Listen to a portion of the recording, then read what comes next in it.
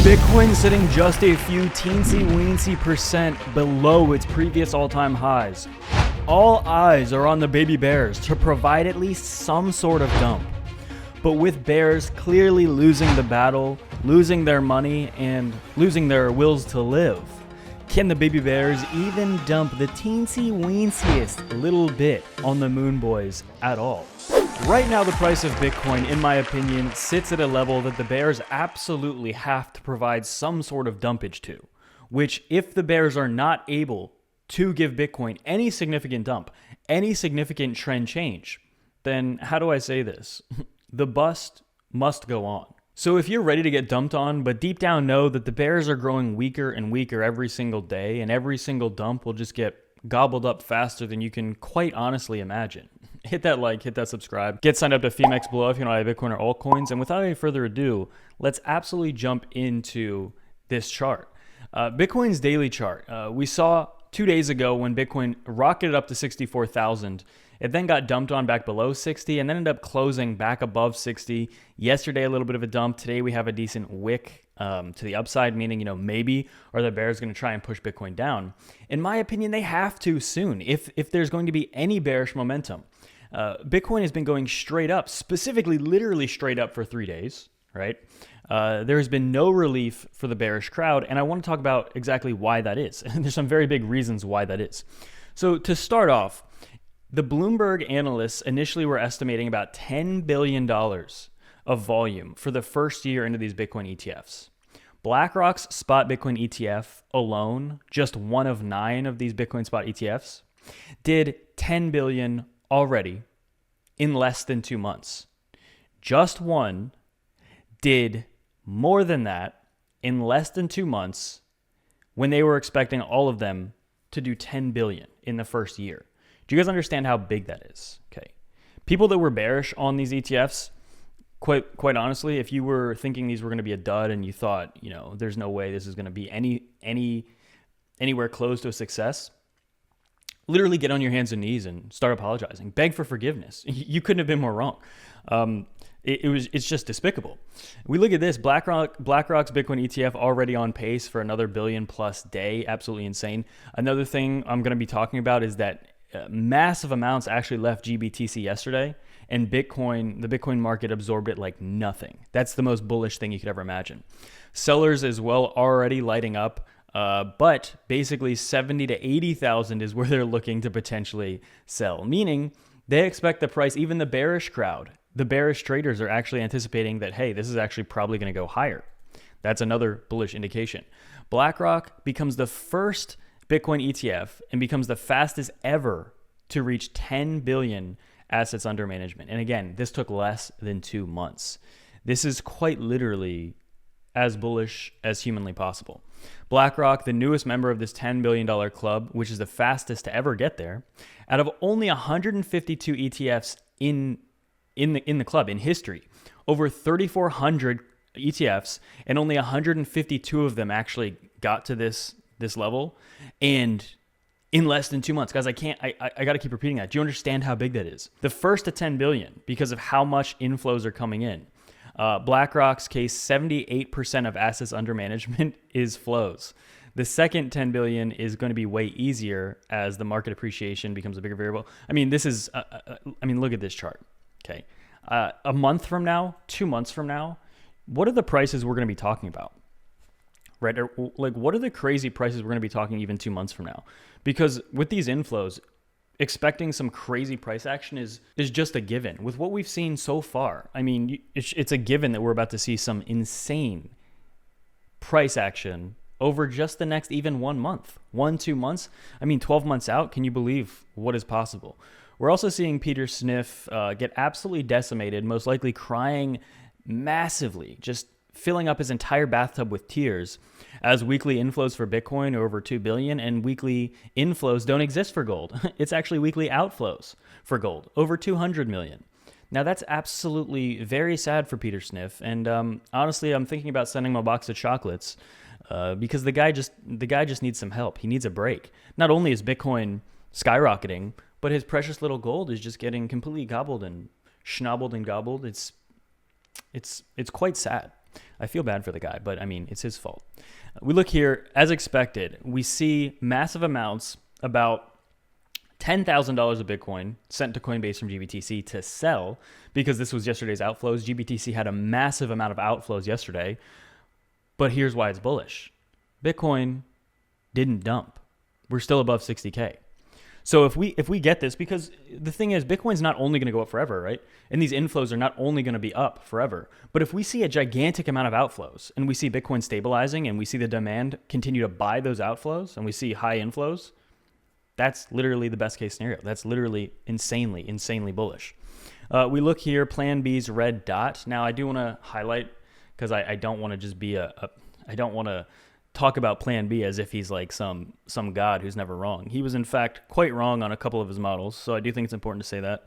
I don't just want to mindlessly say like, oh, this is insane. But his basic models, for the most part, I don't see much of an issue with, and they've been relatively accurate. Basically, this red dot flashing here, that it's the beginning of a bull market. And I think most people that are familiar with this space and understanding where we are would agree with that, right? It's not like a groundbreaking piece of data.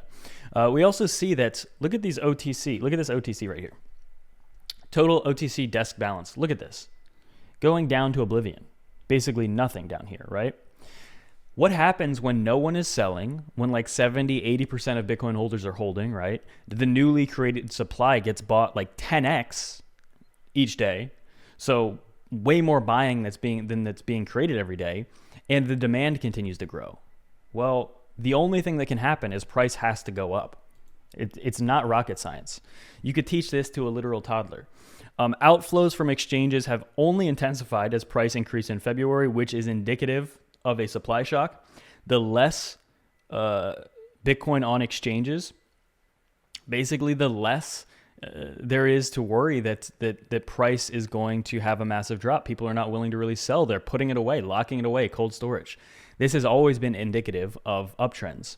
We also see that bears, according to Charlie Munger here, bears really seem to enjoy getting in front of the bulldozer. Fuel has arrived to take us to new highs of the year above 65,000 as people are continuing to pile on shorts. It's honestly pretty impressive to me, the amount of people that are willing to try to short a bull market. I mean, they've been shorting it for the past, I don't know, 50,000, 40,000 US dollars of price appreciation. And it's not going so well. It's not going so well. It keeps going up. Just a matter of time, Bitcoin is flying off of exchanges. ETFs are scooping up around 10x the amount of Bitcoin that is created daily. The daily amount of Bitcoin mined will be cut in half in just 2 months. Matt Hogan was on CNBC. Basically, the ETFs, he was saying ETFs are not turned on at a major wirehouse. This is a wave of institutional capital that is still coming. There is a wave that's still coming. I mean, go through this whole post. Guys, I mean, my goodness.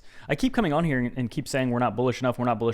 And like every week we're going up thousands and thousands of dollars. At what point do people start realizing, wow, maybe we're not bullish enough. Maybe this is going to keep going up. Again, not forever. I don't want to get on here and just say like we're only going to go up forever. Everybody that buys Bitcoin is only going to make money, which is not true. There's going to be crashes and people are going to make mistakes. They're going to sell they're going to sell at the bottoms, buy the tops of each move, because there's still going to be volatility. But if you really look at the long-term trend of this,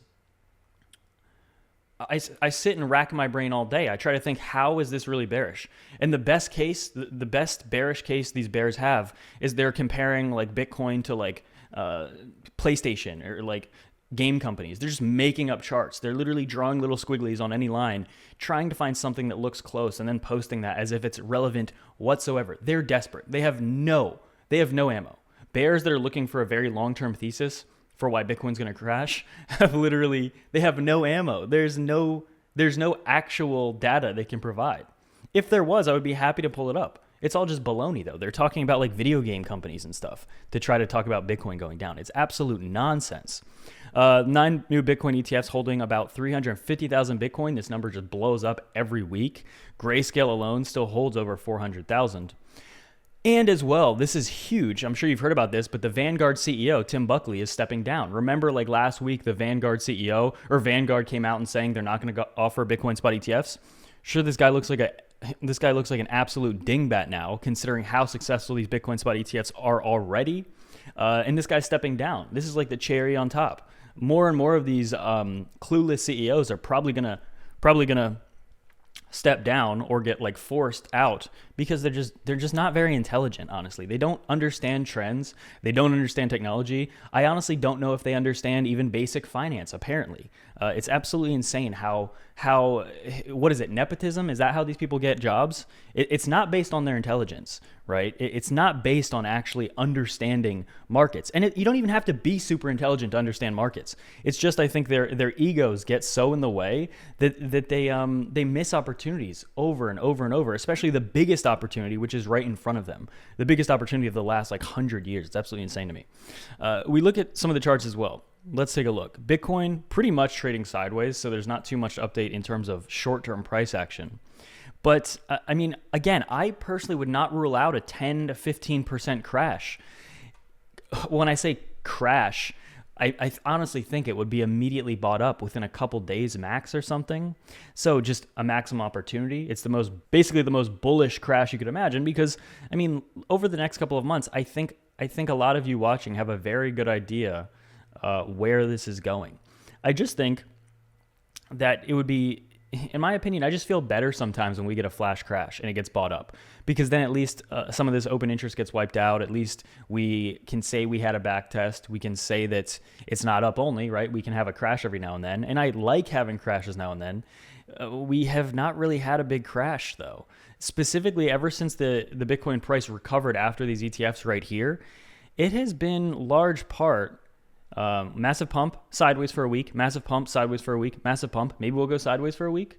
Maybe, you know, what's happening is during these sideways periods, the market is trying to get a feel for if we're actually going to have a down move. But the demand is so great now because of the doors that have opened with these Bitcoin spot ETFs that it doesn't look very likely that we're going to get any sustained down moves. The chart I showed yesterday, where in these bull markets, the best you can really hope for is about a 20% correction, and then we continue up. That's, you know, the bigger question is now, will we continue to get those 20% corrections? Since the Bitcoin spot ETF was approved, we have gotten one 20% correction right here, basically exactly a 20% correction from 49,000 to 38,000. And then straight back up. So if you like went on vacation for this week, you missed this dump. If you tuned out of the market for a week or two, you might as well have just bought Bitcoin. Because if you tried to short that and you don't have your eyes glued and you're stressing yourself out trying to then exit your short, you're not going to benefit. It is so much easier in a bull market to buy and then do nothing for months, right? That's the secret. You almost don't have to do anything. Just tune out. And get signed up to Femex below if you want to buy Bitcoin or altcoins. Without any further ado,